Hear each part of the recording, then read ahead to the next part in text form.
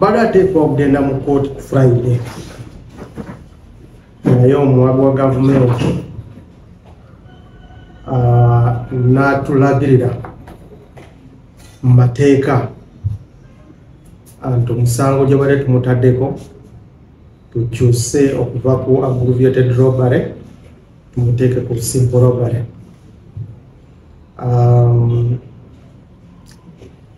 Leero twakoze ku ekyo okulaba nti tugoberera omuwabi wa gavumenti kyatulagiridde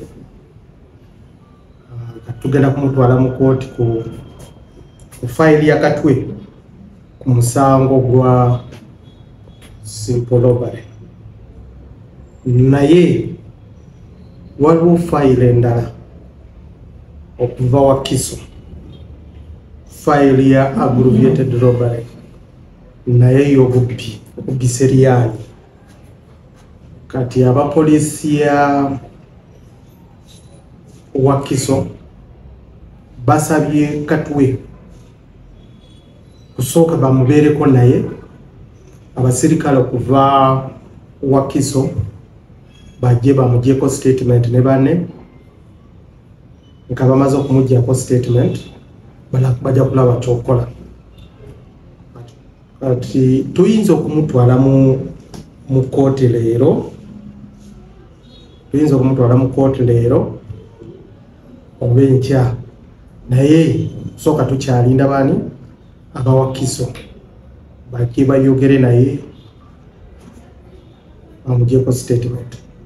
Ekyo ekyeri eri ku nsonga za Fikagaza si yandi tetwagala kumutwala mu kooti naye waliwo ebikyatambula banga nabagamba kawo mabega nti alina fayili nyingi gyalina.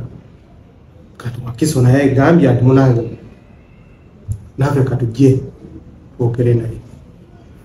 Afande, etteeka liragira bbanga ki omuntu talina omala police custody?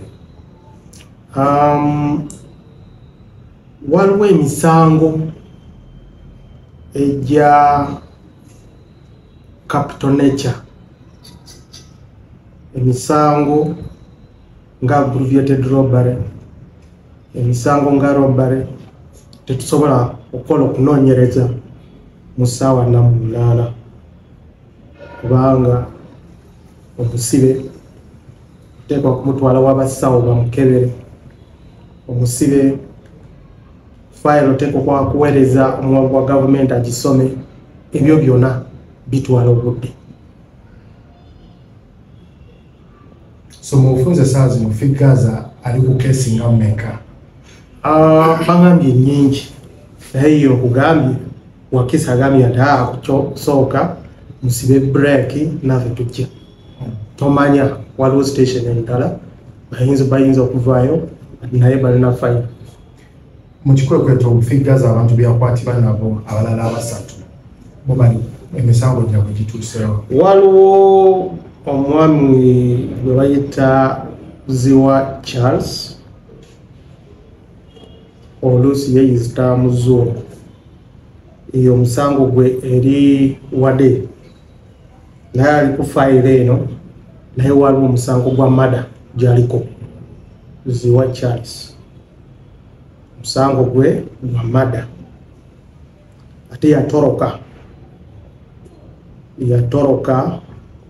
mu custody.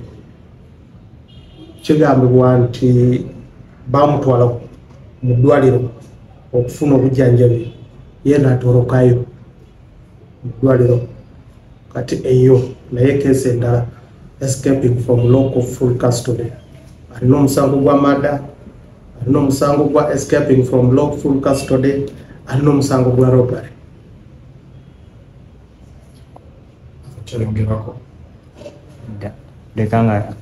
Kimanyi naye oba waliwo enteesaganya eyo part of reconciliation, naye kyemanyia nti omuwabi wa gavumenti yakyusa omusango bagamba nti nedda ekifo ky'okumuleeta wano ku aggravated robbery mumulete kuki simple robbery. Naye simple robbery it is bailable, ayinza okufuna bail. Kati abawakiso bagambye nti nedda ayinza okumutwala mu kooti ne bamuwaki ne mwamuwa bail nga tetunaba kumuggyako statement. Osooka kati tujje tumugyeko statement. Afande, fayiro emu eriko $10,000,000 endala eriko $882,000. Kijja kitya okufuuka simple ate nga okusooka kyali aggravated robbery? Sisobola kuddamu ebibuuzo ebyo. That is office of DPP bebalina obuyinza obwo. Badde nsaba mu buwombeefu ogenda obabuuze lwaki bagikyusizza.